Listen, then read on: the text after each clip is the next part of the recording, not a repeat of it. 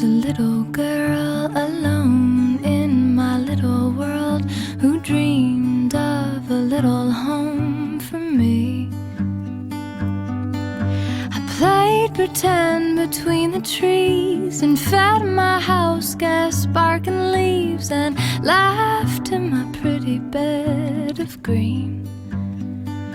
I had a dream that I could fly from the highest swing. I had a dream.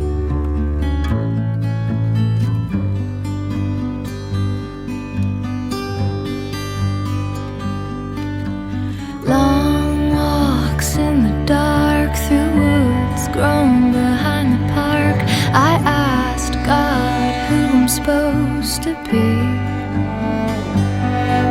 The stars smiled down at me. God answered inside.